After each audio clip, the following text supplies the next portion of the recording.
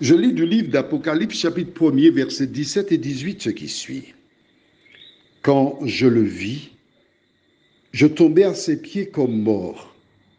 Il posa sur moi sa main droite en disant, « Ne crains point, je suis le premier et le dernier et le vivant. J'étais mort et voici je suis vivant au siècle des siècles. Je tiens les clés de la mort et du séjour des morts. » Le thème pour ce matin, c'est premier et dernier. Prions. Notre Père, notre Dieu, nous te bénissons, nous te louerons, nous t'exaltons, nous te rendons grâce et gloire pour tous tes bienfaits que tu manifestes à notre endroit. Merci Seigneur pour tes bontés. Merci pour ta parole. Merci pour cette promesse que tu nous fais d'être avec nous tous les jours jusqu'à la fin du monde. Merci Seigneur de nous dire que tu es le premier et le dernier.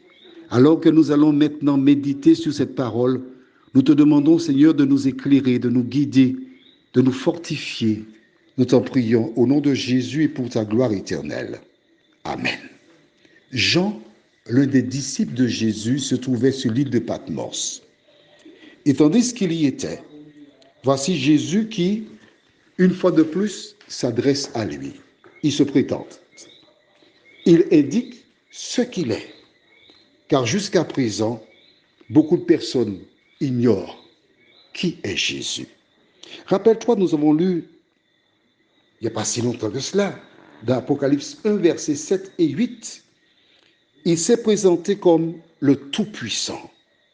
Mais ici, au verset 17 et 18, il dit, « Je suis le premier et le dernier, et le vivant. J'étais mort, et voici je suis vivant au siècle des siècles. Je tiens les clés de la mort et du séjour des morts. » Il est agréable de savoir que celui qui nous a appelés des ténèbres a son admirable lumière. Celui qui est venu sur cette terre est le premier et le dernier. Qu'est-ce que cela veut dire? Imagine que nous sommes dans une classe où un élève est le premier et le dernier. Ça veut dire qu'il n'y a personne d'autre. Il est le seul, puisqu'il est le premier et le dernier. Le premier et le dernier. Qu'est-ce que cela veut dire? Jésus veut être le premier dans ta vie et le dernier. Le premier, parce que c'est lui qui t'a donné la vie éternelle, la vie au départ. Le dernier, parce que c'est lui seul qui doit, en dépit des temps et des circonstances, obtenir ta faveur à travers les siècles. Tous ceux qui nous ont précédés ont toujours tourné leur regard vers Jésus. Mais ce qu'il y a de beau, rappelle-toi lorsque Dieu créa l'homme, je t'invite à prendre la Bible avec moi et nous allons chercher au livre de Genèse, premier livre de la Bible. Donc ça ne doit pas être difficile pour toi de chercher et de trouver le premier livre de la Bible, Genèse, chapitre 2, et nous lirons le verset 7. Genèse 2, verset 7 déclare, « L'Éternel Dieu forma l'homme de la poussière de la terre. Il souffla dans ses narines un souffle de vie, et l'homme devint un être vivant. » Le premier, Adam, était né. Le premier Adam, l'homme qui est le père de la race humaine, vint au monde. Parce que Dieu souffla dans ses narines un souffle de vie. Mais à cause du péché, Ève et Adam moururent. parce que Dieu avait donné un ordre clair, formel. Dieu avait clairement dit à Adam et Ève qu'ils avaient un devoir fondamental.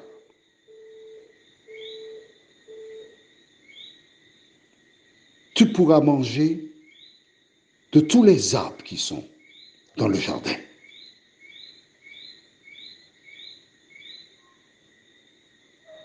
Mais tu ne mangeras pas de l'arbre de la connaissance du bien et du mal, car le jour où tu en mangeras, tu mourras. Nous connaissons l'histoire comment Adam et Ève péchèrent. Et depuis le péché, des femmes et des hommes sont morts. Jusqu'à présent, la mort continue. Mais Jésus voudrait te rassurer. Jésus veut nous rassurer. C'est pourquoi il se présente à Jean en disant, la fin du verset 17, « Ne crains point, je suis le premier et le dernier et le vivant. J'étais mort, et voici je suis vivant au siècle des siècles.